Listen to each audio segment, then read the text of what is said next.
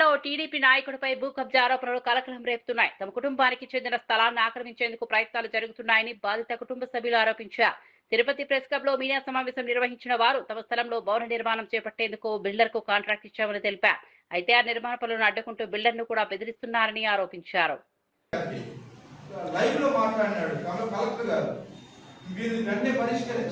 ఎప్పుడు జరిగింది? నవంబర్ 3వ తేదీ చేసింది. ఈ రోజుకి ఆ కాగితాలు ఎందుకు ఇచ్చాం కానీ ఈ రోజుకి పట్టించుకోవడం లేదు. మా కాగితాలు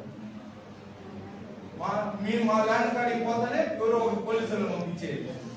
పోలీసులు ఏమడిగితే సార్ మాకు 100 డైరీ వచ్చింది, 9 కేసు జరుగుతుందంట అనేసి ఈయన వెనకాల నుంచి చేపించేది. కంకణాల రజనీకాంత్ నాయుడు మేము ఎవరికైతే అన్ని లీజుకి ఇచ్చినామో వాళ్ళని ఈ సామాజిక వర్గం వాళ్ళ దగ్గర నుంచి ఫోన్లు చేసి వాళ్ళు లీజుకి వెనక్కి పోయేట్టుగా మాకు పనికి తీసుకొని కూడా వాళ్ళని వెనక్కి పంపించింది. నువ్వు కాదు కంకణాల రజనీకాంత్ నాయుడు. ఈ రోజు నువ్వు వాళ్ళు ఏదో వైసీపీ వాళ్ళంతా దానికి తెలిసి నేను ఏదో చేసినాను, పోలీస్ స్టేషన్కి పోయినాను.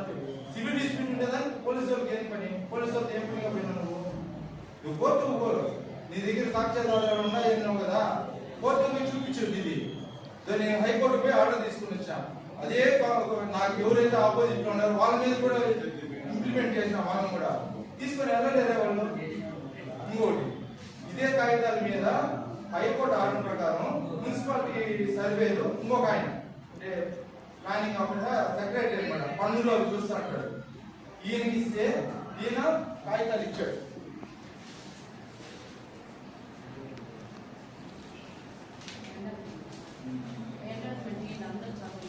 ఇది మీరు కూడా ఒకసారి కావాలంటే ఒకసారి చదవండి.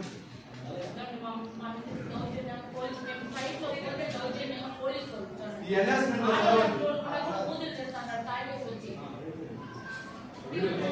అన్ని వీడియోలు ఉన్నాయి, సాక్ష్యాలతో సహా రజనీకాంత్ చేసినాడని నిరూపిస్తాం మేము. రమ్మనండి. మన ఆడవాళ్ళు ఎందుకు ఎంత మాట్లాడతారు? తాగేసి వచ్చి పోలీసు వాళ్ళు ఒక ఎస్పీ 100 సార్లు కంప్లైంట్ పెట్టాం సార్. ఆడవాళ్ళని కూడా పట్టించుకోకుండా ఇల్లు దౌర్జన్యం కోసం చిన్న పిల్లలు పెట్టుకొని మేము నగోట్లు ఎక్కడ ఎన్ని రోజులు ఉండాలి సార్? మేము ఎన్ని సార్లు పోయినా మా కాగితాలు తెమ్మంటారే కానీ అవతల వాళ్ళ దగ్గర ఏమున్నాయి సార్ అంటే ఎక్స్ట్రా మాట్లాడతారు. బయట పోరా ముందు ఎంఆర్ఓ గారు పోలీస్ స్టేషన్ కూడా మేము 100 సార్లు పోయినా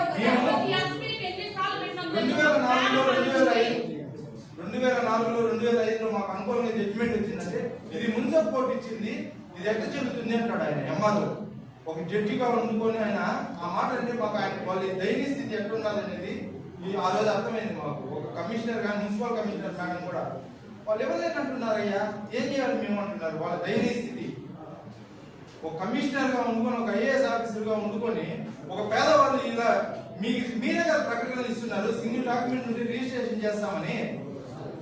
మా సింగిల్ డాక్యుమెంట్ కదా మీరు పన్ను కొడితే తెలియదా? ఈ పన్ను కాగితం కొడితే మా సింగిల్ డాక్యుమెంట్ ఉన్నదా లేదని తెలియదా మీకు? మేము అడిగితే మీరు మాట్లాడుతున్నారు, మీరు బయట పోయి మాట్లాడుతున్నారు. మేము అడిగితే సార్